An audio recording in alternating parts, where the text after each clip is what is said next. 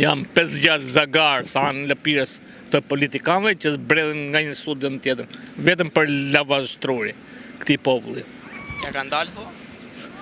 Deri më sot ja kanë dalë. Se çfarë kanë thënë për njëri tjetrin e kanë në arkivat e televizioneve të tyre. Pse si japin? Janë akuzat të ndërsjellta, por ama të vërteta. Sot vion në pushtet, do fus X-in në burg. Sot vion në pushtet, do fus Y-in në burg. Asgjë, bizneset i kanë bashk, trafiqet bashk, çdo gjë bashk. Tur për faqezes. Si mund ta rregullojmë këtë gjë ne tani? Pra, çfarë mendoni ju se do jetë çelësi suksesi që të rregullohet? Duhet vetëm revolucion. Kur them revolucion, jo me gjakderdhe, revolucion ullu aty, mos bindjet civile, rretho kryeministin, bloko sheshin, çdo gjë. Aty, në atë ditë, që do jetën ti, kur unë të marrë pronën ty, kur unë të vjedh votën ty. Pse? Marrëveshja e tyre në 2008 është kjo situata në Shqipëri. Unë kam qenë komisioner për PS-n, më përpara, pse dolin në Kosovë për 2 orë rezultati paraprak. Gjithë bota, përjashto Kinë, Amerikë, Indi, që janë me miliarda njerëz, dele rezultati paraprak për 2 orë. Këta nuk duan të bëjnë shtetin. Unë po të them, me numrimin që bëjmë më përpara, rezultati paraprak dilte për 2 orë dhe 2 ish ministrat e brendshëm në kohë të ndryshme, Spartak Poçe dhe Igli Toska, kanë humbur, nuk fituan mandatet. Mjafton të bësh vetëm një ligj. Në qoftë se gjatë rinumërimit në KQZ, kutia dele manipuluar, 15 vjet burg taksative gjithë komisionerëve. Shiveti, jaman me nder bytha ndonjëri të vjedhë votën e popullit? Pra, për ta përmbledhur, folëm për 2 çështje të rëndësishme. Një, 7501 që thamë që ishte problem kryesor për gjithë. ADN-ja kapitalizmit është prona. Alfa për investime serioze është prona. Në raportin e Bankës Botërore në vitin 2021 thot pasiguria e titujve të punësisë. Këta kanë arritur derisa kanë mashtruar edhe Strasburgun. U kanë thënë që 0.06% janë pronar. Ndërkohë që realiteti është i kundërt. Po do të them pra që edhe si popull ne jemi mjeshtër në çdo lloj fushe. Aty të arrish të mashtrosh Strasburgun, kjo është. Po s'ka e kam mashtruar avokatura e shtetit.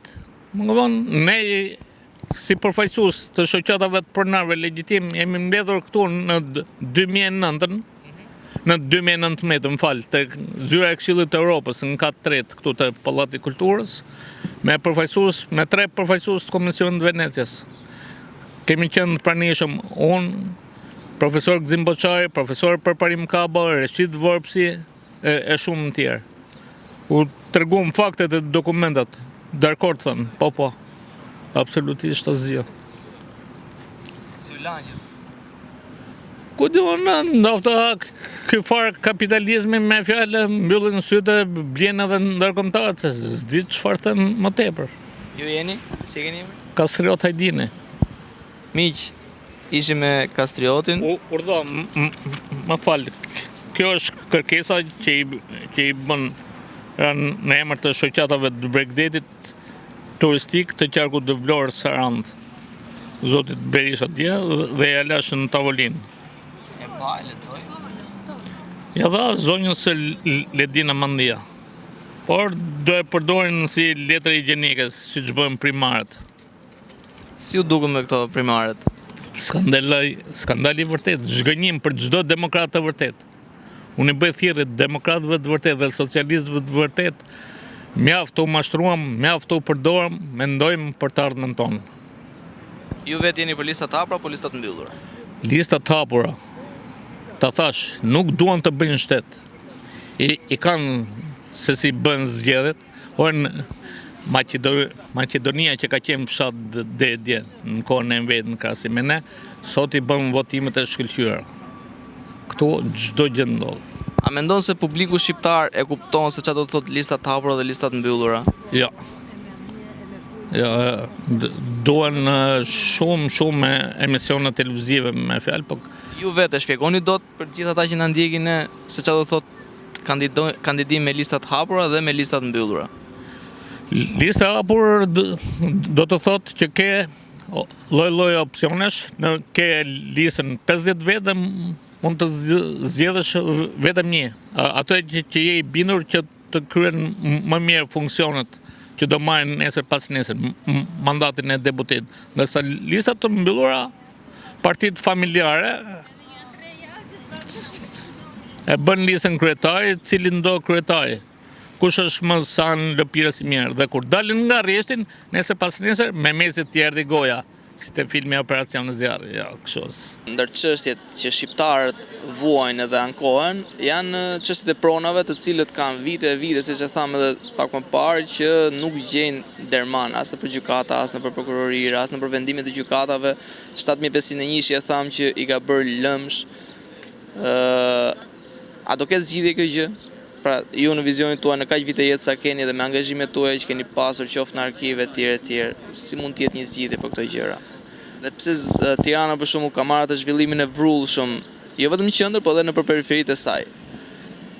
Tani Tirana është bërë pa banueshme dhe në saj të korrupsionit pushtetar, se këto kulla që bëhen duan miliardë euro.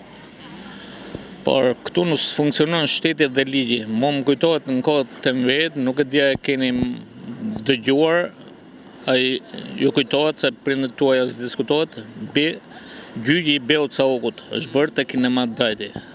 Tek ai kishin ngrënë, kishin pirë shofera, shoqëruesa, fëmijët e anëtarëve të byros, ku erdhi politika, kur erdhi puna që e morin dorë prokuroria, e tërhoqën me nderin që gjithë dhe u dënuan me pushkatim.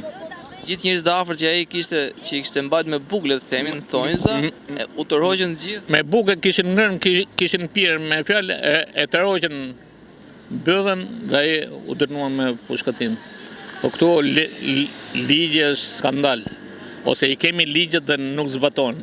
Betohen gjithë për kushtetutën. Kushtetuta ka dy nene, neni 41 si bësh pronar dhe neni 181 dhe 181-2. Rastet kur kompensohesh vetëm për probleme publike, probleme shtetërore, kur do bëhet një investim shtetëror, po jo tokë të zanën. Vazhdohet akoma, ju falim gjobat, kanë filluar tani ndërtimin në Bregdet, se shfrytëzojnë këtë traumën, që janë të trullosur komplet shtetin, me fjalë duke ndërtu lloj-lloj deri te resorte. S'din ku çojnë, po mykën miliardat e eurove që na kanë vjedhur mua aty. Po këtë investimin e këtyre investitorëve të huaj që vinë dhe investojnë në Shqipëri, pra ai vjen investitor tuaj. Asnjë investitor tuaj s'ke. Janë investitor vetëm këta që e majnë veten për oligark, po janë thjesht skllevrit e tyre.